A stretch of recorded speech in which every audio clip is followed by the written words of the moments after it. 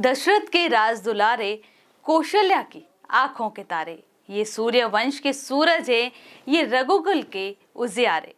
नमस्कार दर्शकों, मैं गरिमा स्वागत करती हूँ आपका राजधानी लाइव की स्पेशल एपिसोड में, जहां हम रामनवमी के पावन पर्व पर देखेंगे आज के दिन से जुड़ी कुछ खास मान्यताएं। रामनवमी एक प्रसिद्ध त्योहार है। ये शुक्ल पक्ष या हिंदू चंद्रवर्ष की चैत्र महीने के 9वें दिन नवमी पर मनाया जाता है। ये त्योहार भगवान विष्णु के अवतार मर्यादा पुरुषोत्तम राम के जन्म की स्मृति में मनाते हुए इसे रामनवमी की संज्ञा दी है। रामनवमी का त्योहार भारत के लोगों द्वारा ही नहीं बल्कि दुनिया के अन्य हिस्सों में रहने वाले हिंदू समुदाय के लोगों द्वारा भी मनाया जाता है। इस अवसर पर जो भक्त उपवास करते हैं उन पर अपार खुशी और सौभाग्य की बौछार होती है।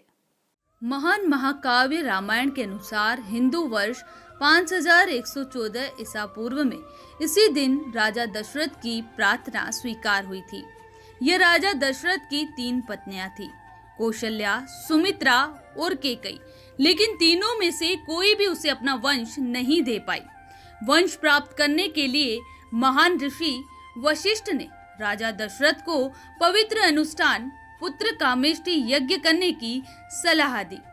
राजा दशरथ की स्वीकृति के साथ महान ऋषि महर्षि ऋषि श्रृंगा ने विस्तृत ढंग से अनुष्ठान किया। राजा को पायसम का एक कटोरा, दूध और चावल से तैयार भोजन सौंप दिया और उनकी पत्नियों के बीच ये भोजन वितरित करने के लिए कहा। इस भोजन को ग्रहण करने के कारण राम कौशल्या से, भरत कैकेयी से तथा लक्ष्मण व शत्रुघ्न सुमित्रा से जन्म हुआ। आज चैत्र नवरात्र की अंतिम तिथि नवमी है। इसी दिन भगवान श्री राम का जन्म हुआ। श्री राम का जन्म दोपहर में हुआ था।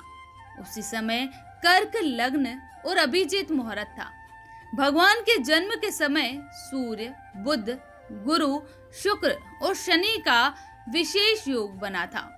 इस साल भी इन ग्रहों का शुभ योग बन रहा है। श्री राम नवमी का व्रत करने से व्यक्ति के ज्ञान में वृद्धि होती है, उसी की धैर्य शक्ति का विस्तार होता है, उसमें भगवान राम के मर्यादा गुण आते हैं। इसके अतिरिक्त उपवास को विचार शक्ति, बुद्धि, श्रद्धा, भक्ति और पवित्रता की भी वृद्धि होती है।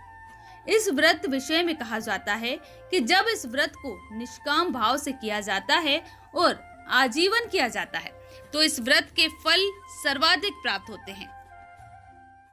रामनवमी व्रत महिलाओं के द्वारा किया जाता है। इस दिन व्रत करने वाली महिला को प्रातः सुबह उठना चाहिए और सुबह उठकर पूरे घर की साफ सफाई कर घर में गंगा जल छिड़क कर शुद्ध कर लेना चाहिए। इसके पश्चात स्नान कर व्रत का संकल्प लेना चाहिए। इसके बाद एक लकड़ी के चौकोर टुकड़े पर सातिया स्वास्तिक बनाकर एक जल से भरा गिलास रखती है और साथ ही अपनी उंगली से चांदी का छल्ला निकाल कर रखती है। इसे प्रतीक रूप से गणेश जी माना जाता है। व्रत कथा सुनने के समय हाथ में गेहूं, बाजरा आदि के दाने लेकर कहानी सुनने का बड़ा ही महत्व रहता है। व्रत वाले दिन मंदिर में अथवा मकान पर ध्वजा, पताका, तोरण और बंधनवार आदि से सजाने का विशेष विधि विधान है। व्रत के दिन कलश स्थापना और राम जी के परिवार की पूजा करनी चाहिए। दिन भर भगवान श्री राम के भजन, स्मरण, स्तोत्र पाठ, दान, पुण्य, हवन, पितृश्राद्ध और उत्सव किया जाना चाहिए और रात्रि में भी गायन वादन करना शुभ रहता है। तो ये है रामनवमी के पावन पर्व की कुछ मान्यताएं। इसी के साथ मैं गरिमा आपसे लेती हूँ इजाजत। तब तक बने रहिए राजधानी लाइव के साथ। नमस्कार।